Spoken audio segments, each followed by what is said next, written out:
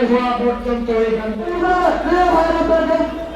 অবস্থান আপনার পুলিশকে শ্রদ্ধা করি এসপি পুরোপুরি জুড়ে একটা লাঠি আগে উঠান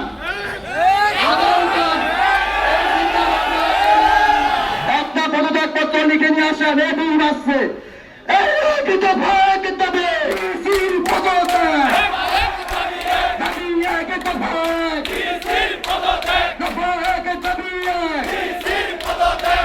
আমরা বলি আপনি খামাখা নেতৃবৃন্দকে ফোন দিয়ে